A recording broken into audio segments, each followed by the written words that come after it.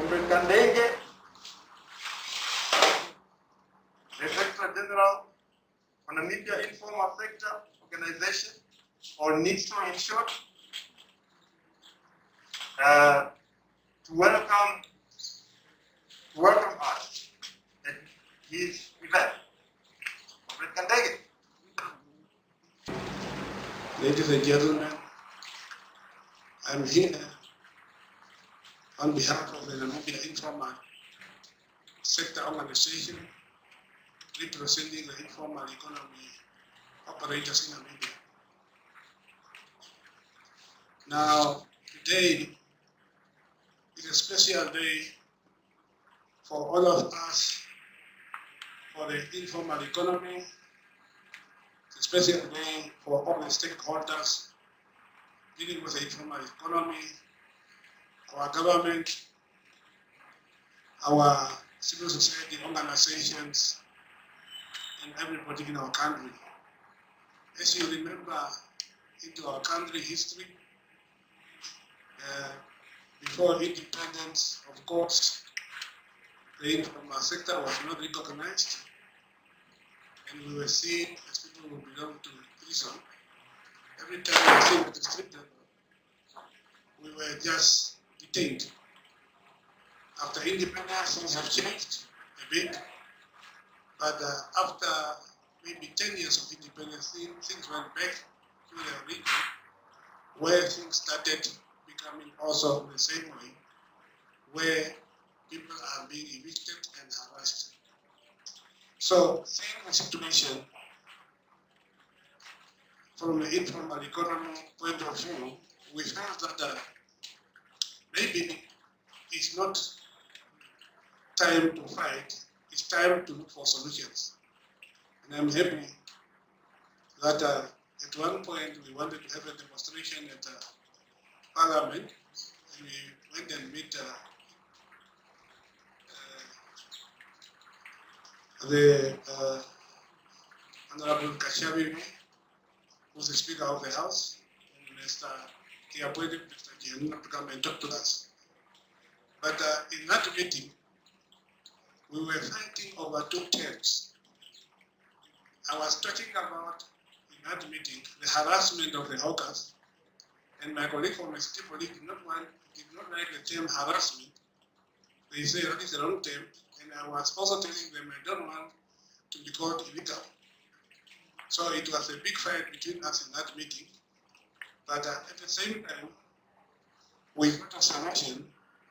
After also Professor Kachero also advised me at one point and saying, what you are doing, you might be doing a good job. But the problem is that you go there to discuss with those people. Go there and try to educate them what is the informal economy. And now what you are doing now, you might flex a person who might have safety.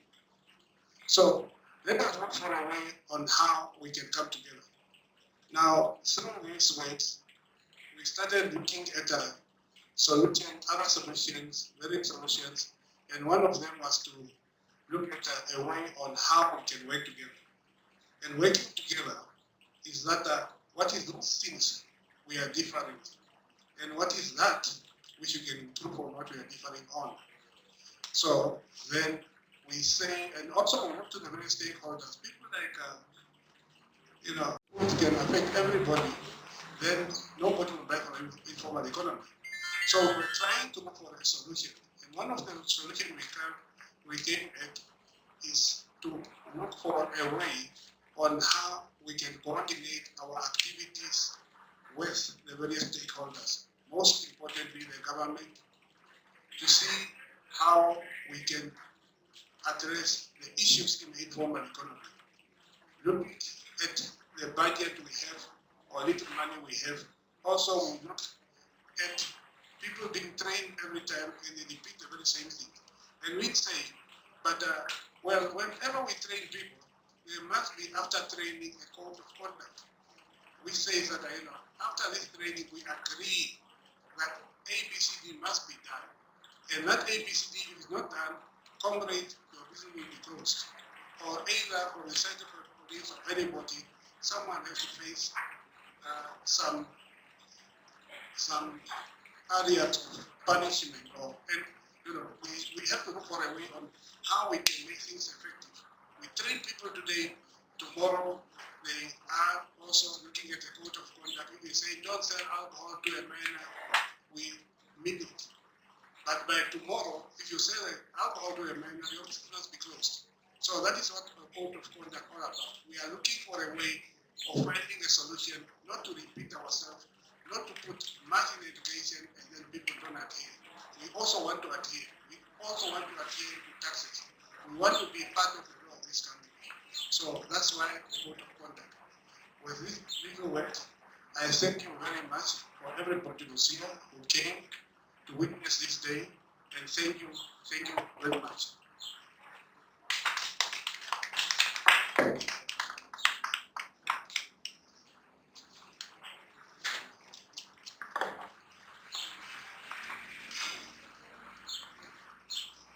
I know you might have a secret of friends again from the Kandenge for coming here. Please, can we give a hand?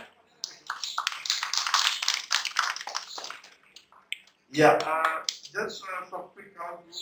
If you need a breath room, they're right here next to us.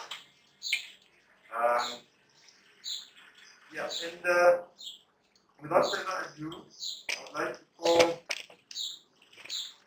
Madam Sylvia Misuse to speak on behalf of the resident director for FES.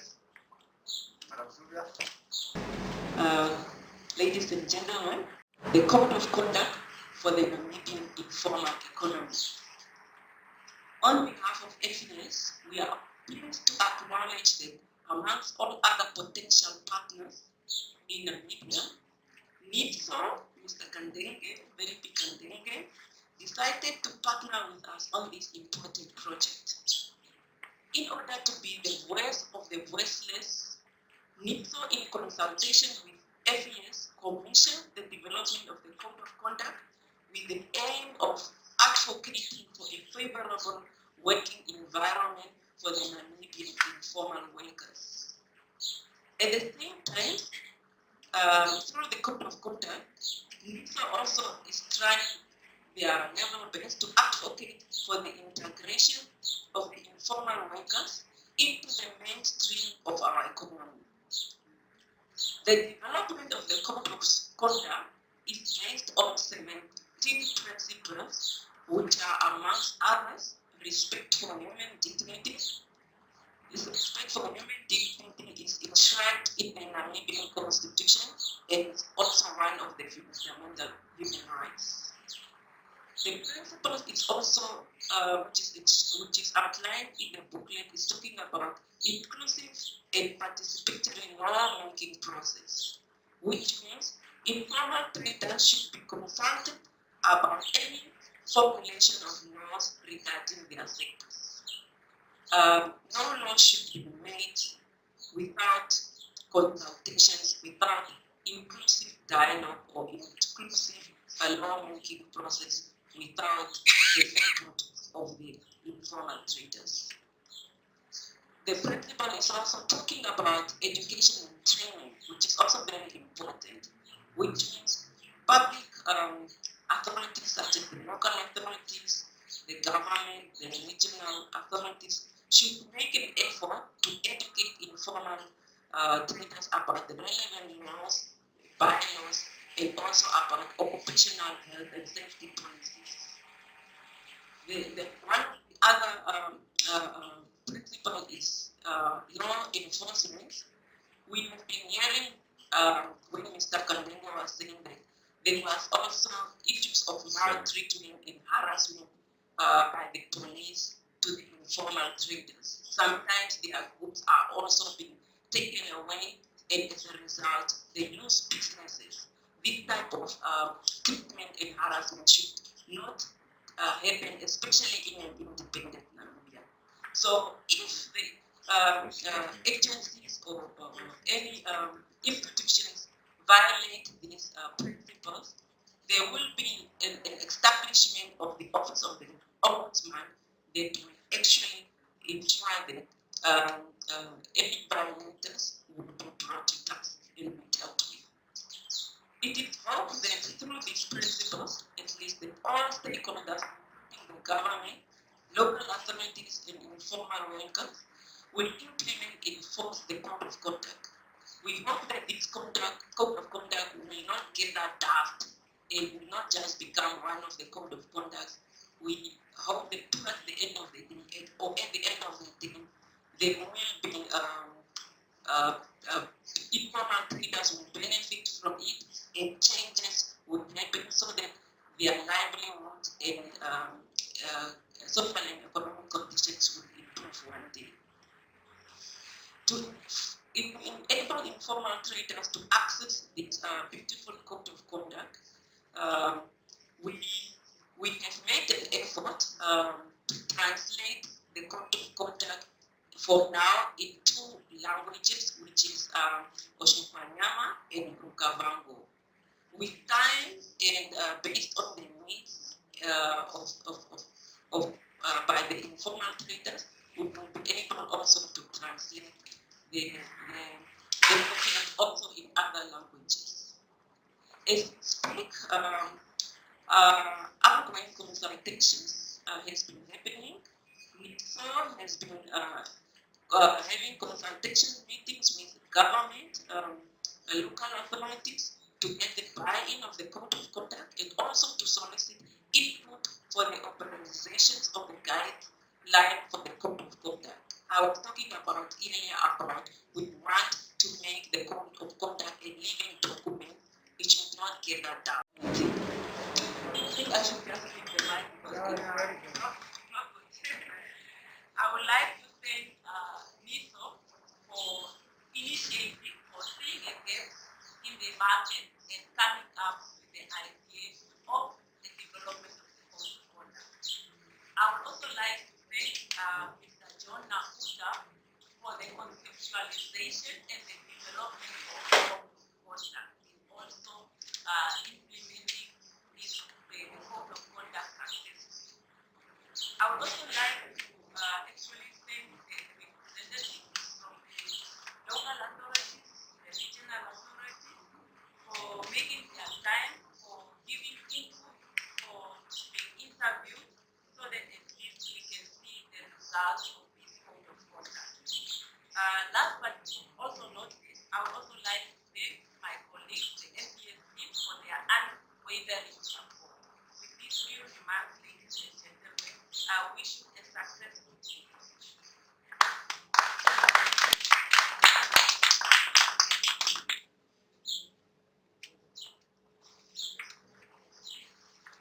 Economy into the mainstream economy. So I think it's close for a debate, a conversation. I know a lot of people, they would want to formalize informal economy.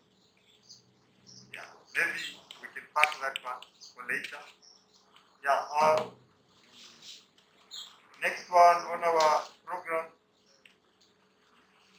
Yeah, this gentleman, I think first time when I heard of him, he talked about access to water as human rights. Because if you remember very well, the past few years, local authorities closed down actually water if you haven't paid your water. But where we are at the moment, where we stand, actually local authorities are afraid of closing down water because it's a human right for someone to access water. And John Nakuta is one of those who stood and advocated for access to water as human right. And for some of us, like me standing here, it was a new reality to hear that access to water is a human right. And without further ado, I would invite John Nakuta, and this is the moment where you actually enlighten us on the code of conduct itself, so that we can be able to have a conversation afterwards. John Nakuta, you're welcome.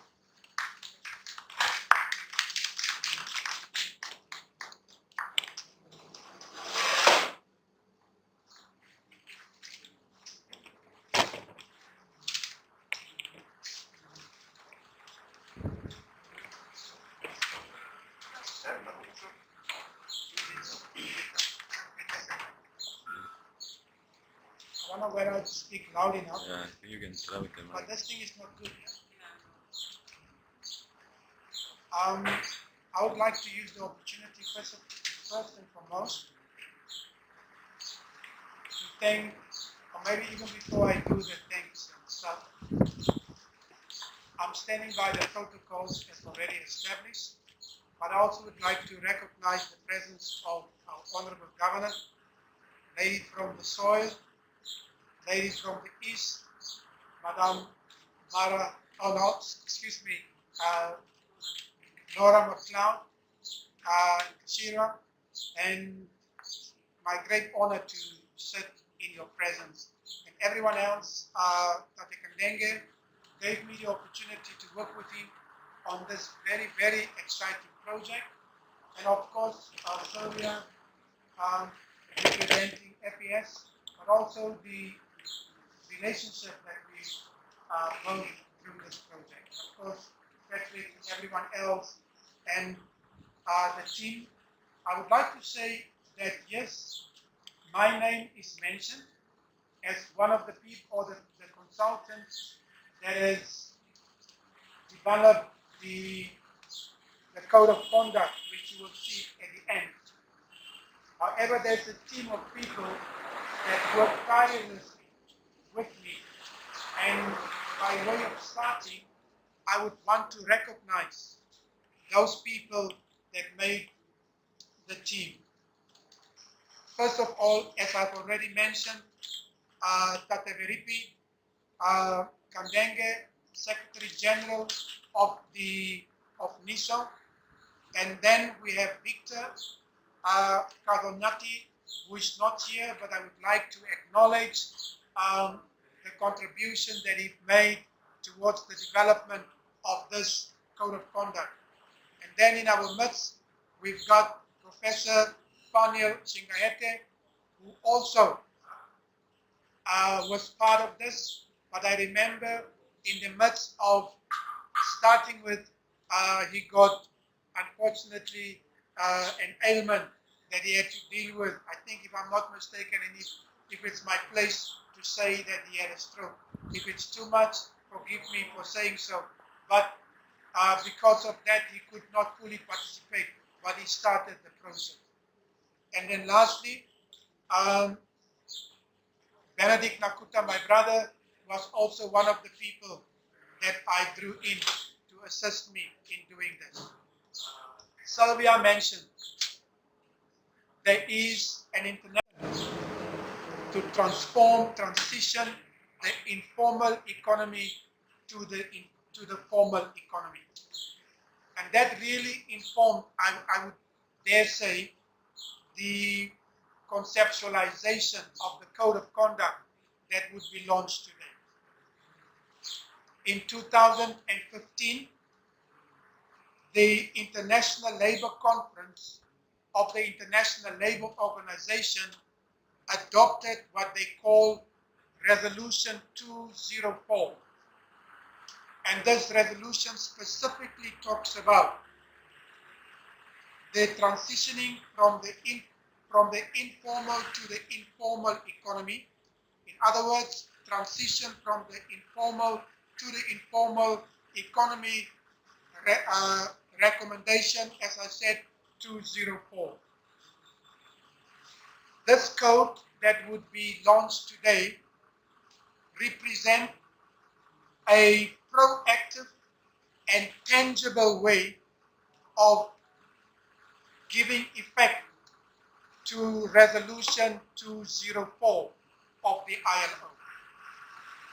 It is not by coincidence that we've given the code of ethics, the code of conduct for the informal economy an extra subtitle. And the subtitle is Breaking New Ground. What do we mean? There is an international commitment to transform the informal economy to the formal economy. And NISO, by having given birth to the idea, is taking the lead, breaking the ground to develop a code of conduct for the informal economy. Just very briefly, what is a code of conduct generally? Not just this one. The dictionary defines a code of conduct as follows: a set of rules outlining the norms, the rules, and responsibilities of proper practices of individual parties or an organization. And it is in this context that NISO asked or approached me to help them. It is in this context, thank you very much, this sounds much better. It is in this context that NISO, and I'm really very grateful, approached me to assist them in developing this code of conduct. How did we go about in developing this? Tatekandenge strongly emphasized it should be different. It shouldn't be a top-down thing. It must come from the bottom. And so when we sat down at my close, we discussed and we agreed on a methodology. First of all, it must be informed by evidence. So one of the methods that we've used was obviously to do a thorough literature review. And then he said, but the literature review must be supplemented with the views of experts. And so that's why all over the country and in each region, he identified for us what we call key informant interviewers. Excuse me, I totally forgot this. Sorry. My sincere apologies.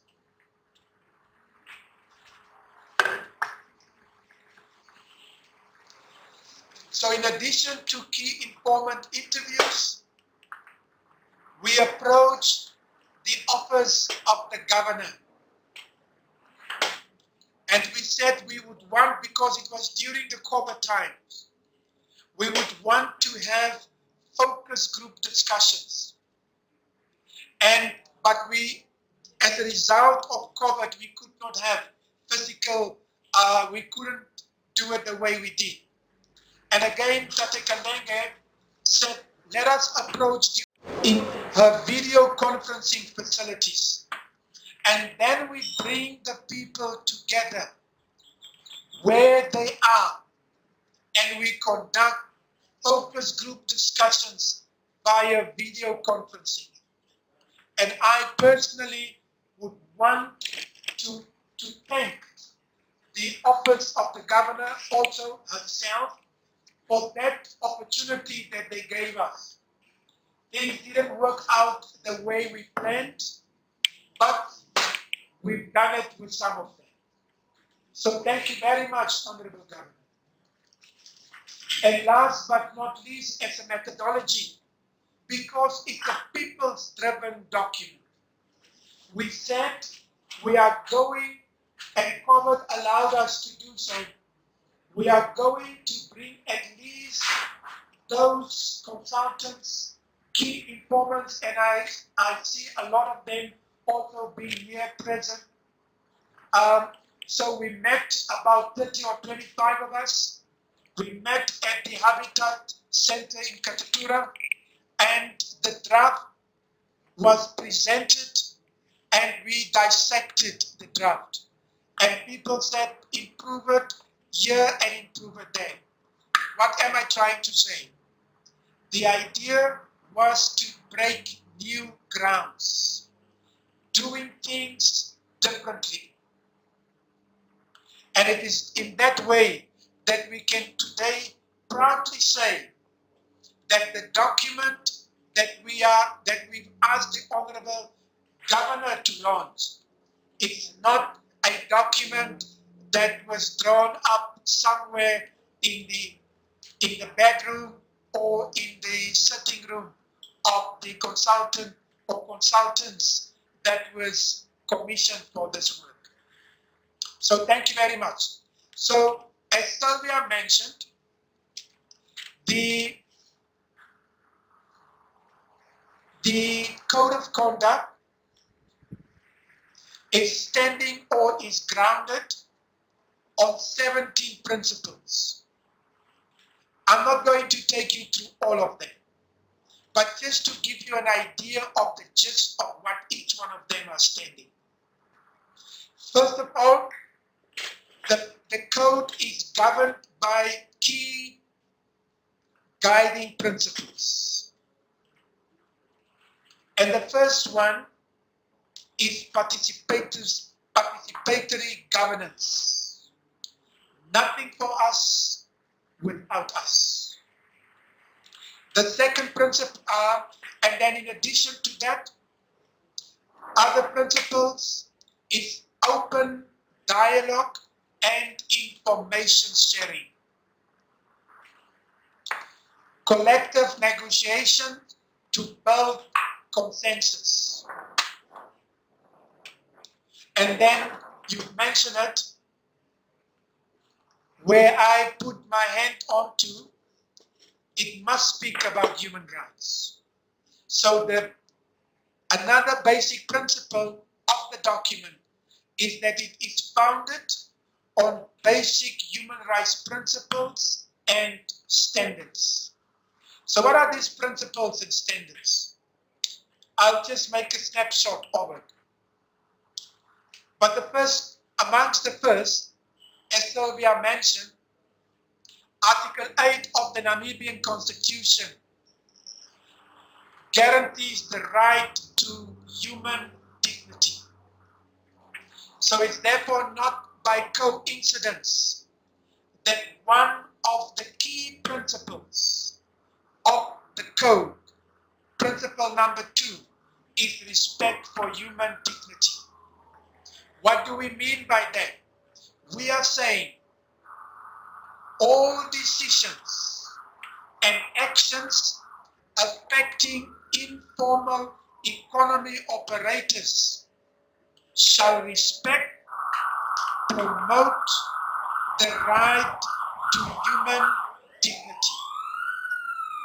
Meme Kapana, the lady that sells cigarettes, whatever she's doing, she may not be having great status or high status, but she's having that cannot be taken away from her, and that is her human dignity. It is the only right in the Namibian Constitution which is phrased as being inviolable, cannot be infringed, and that is our principle. Another principle that the code stands on is what we call proactive disclosure of relevant information. I want to repeat that. The proactive disclosure of relevant information. It simply means where a municipality, where a ministry has produced information that is relevant to the informal economy, those stakeholders or informal economy operators must be provided with that information without the need to request for it. We call that proactive disclosure of information. Principle number 6 talks about law enforcement. We are saying law enforcement agencies should be educated and sensitized to exercise their power in a manner that respects and promotes the rights and freedoms of informal economy operators. Informal economy operators on their part must also be educated and empowered about their rights. Their rights, but also their responsibilities and the bounds of law enforcement. Very important. If someone doesn't know his or her rights, that person cannot claim his or her rights, and as a result, cannot hold those that are in positions of authority accountable. So that is what the code is saying. Principle number 7 and 8, very quickly. Principle number 7 talks about inclusive and participatory law-making process. If you make a regulation, if you make a bylaw, it is just right that you would include from the initiation to the development and even the implementation of that bylaw that would affect the people. And so that is what principle number 7 is talking about. Inclusive and participatory lawmaking. Sylvia spoke about principle number 8, which directly speaks to stock confiscation. We are saying the impoundment, the confiscation, and the disposal of street vendors' property as a general rule under this code shall only happen where it is strictly necessary. And why do we say so? We say that because that is in many instances the only livelihood that that person is having. That fat cake, that banana, that whatever that is sold and that is confiscated because he or she does not have a permit cannot just be willy-nilly confiscated. You are dealing with the livelihood of the people. And then the second last one that I said to myself, misuse of official position. When we sat around the table and designing this, we became more and more aware of having such a principle. And we became aware and very clear use of power happening within the informal economy. What do you mean? The police officer, the health inspector that comes and just wants to show force, I will take this decision because I'm having the power to do so. No, you may have the power to do so, but your power must be used not just lawfully, but also fairly and reasonably so. And for that reason, principle number 9 talks about the misuse of official position, and we say abuse of power shall be strictly prohibited. And lastly, we are saying we want to break new grounds. And we are saying, hey John, it's probably not by coincidence. You are currently the media ombudsman. And the media ombudsman is an effective tool to hold media houses accountable. You can't just write anything that you want. Someone that is aggrieved can complain to the media ombudsman. So in the media sector, there is also a code. And that code is enforced by the media ombudsman. And learning from that, I said to myself, but why can't the informal economy also do the same?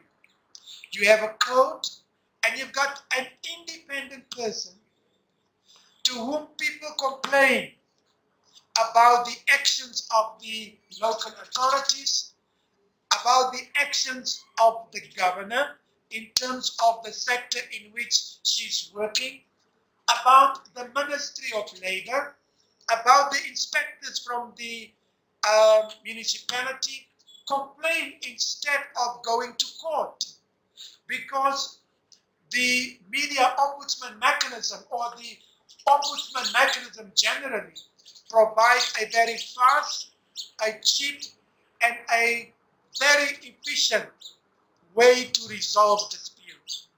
And this code is emulating what is happening in other countries. Instead of people running to the court to complain, let us resolve the matter in-house by establishing an independent, a neutral, and we name it, by way of breaking new grounds, an informal economy ombudsman. I shouldn't confuse myself. And really the way is to resolve dispute in an alternative manner through mediation and through conciliation. Because we know, coming from the trade unions and from the informal economy, that really is the way to best deliver justice.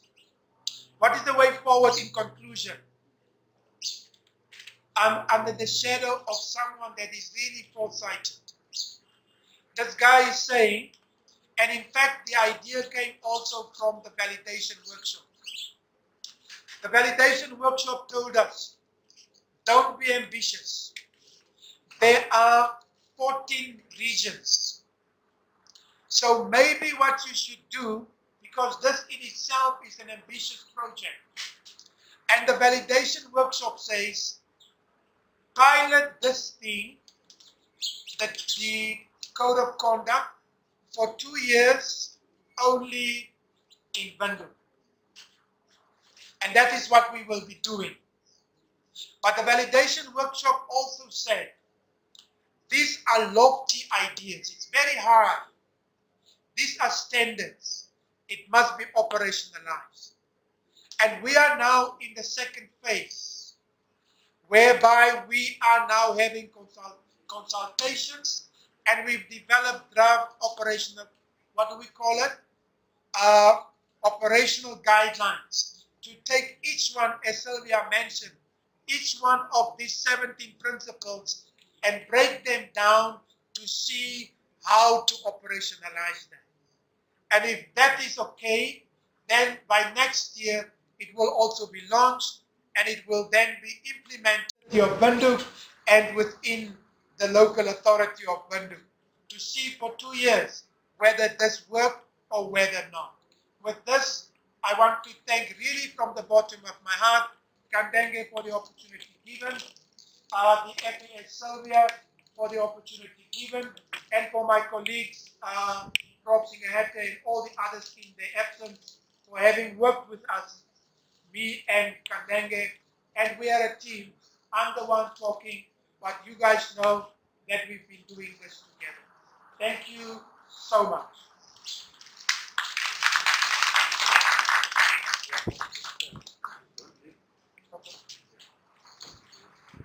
I think if we are to follow the African traditional protocol, I think it's befitting for my brother to invite the governor, not me, so that we can launch the publication. Oh. No, but I think she's first having a speech. But yes, it is my privilege now to call upon the governor to officially launch, and she's having some input I've seen, to deliver her part, and then thereafter to launch for us officially the code of conduct. Over to you, the governor.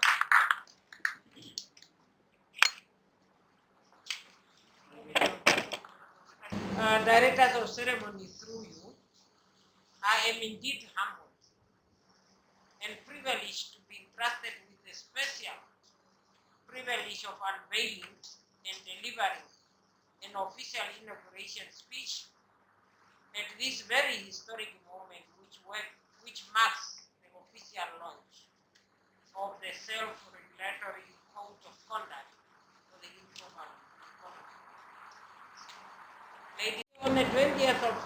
2020, I received a letter from Kandenge informing me that they are in the process of developing a self-regulatory code of conduct for the informal economy, and that's what John was referring to.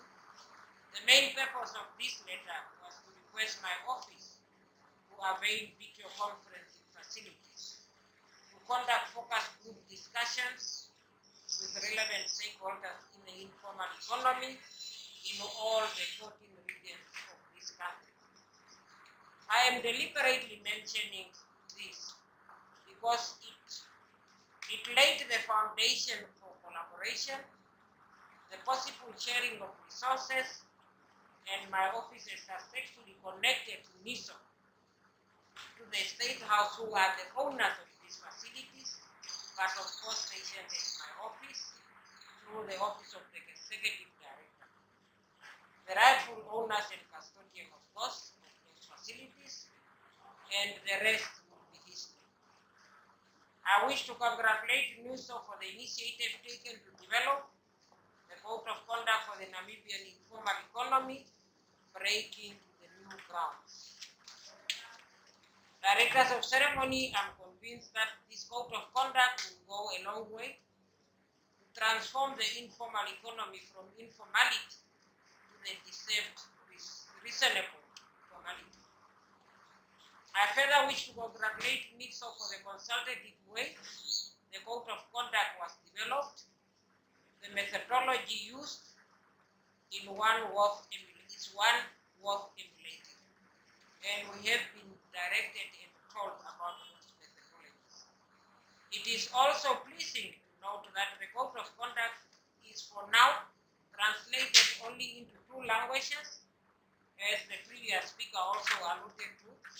But I was made to understand that those 2 languages were Oshikwanyama and Upangari. But I challenge NISO to source funding to translate the Code of Conduct in more local languages, and as well as into brains. Remember, no one should be left out in this very whole exercise, because we all belong together. We must pull together in the same direction, of course, in a Harambee way, as our president alluded. I'm aware that the Ministry of Industrialization and Trade is in the process of developing a policy for the informal economy. The Code of Conduct that NISO developed, therefore, came at the right time.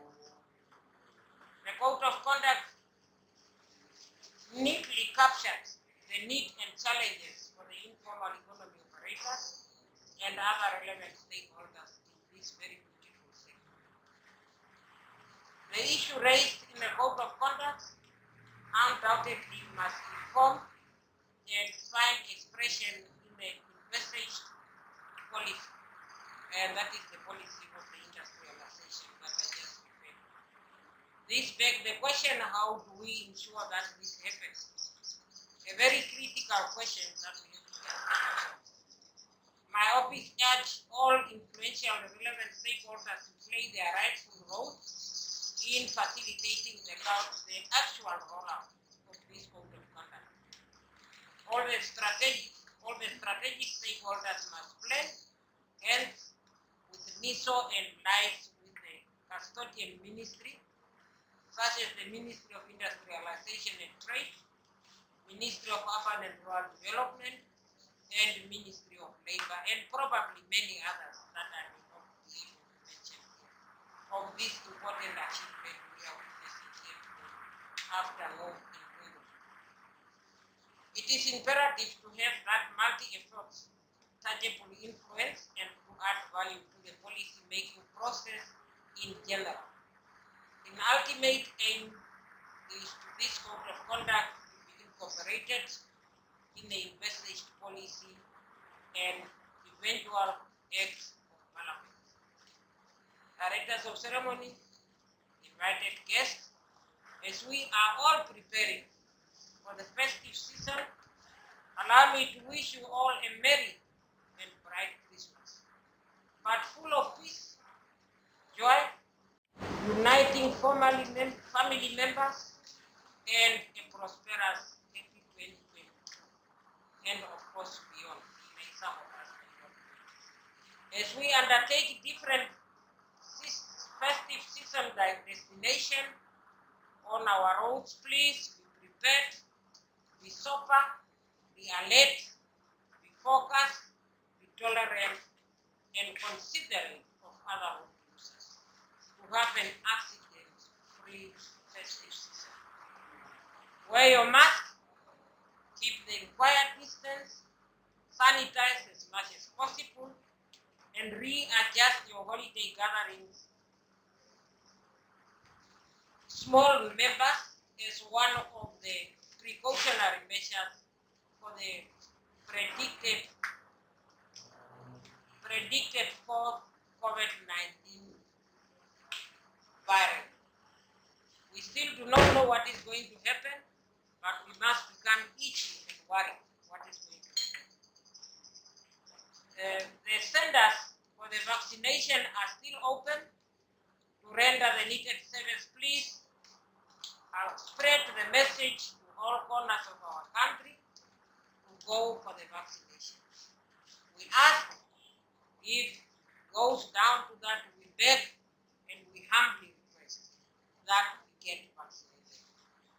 In conclusion, Directors of Ceremony, it gives me immense pleasure to now officially launch the Code of Conduct for the Namibian Informal Economy Breaking News Ground. And then once again, congratulate NISO for the groundbreaking work they have done. They really have done a good job. Let's give them a hand. A big thank you should also be extended to the Protrix Eppen Stiftung for the financial assistance. I always tell my people that people do not give financial assistance because they have too much, but they give because they care. Directors of Ceremony, allow me with those few remarks, with the intention for me to launch this code of conduct today here as requested and assigned to do so. And allow me then to say, thank you very much. This is the small booklet. I don't know how we officially want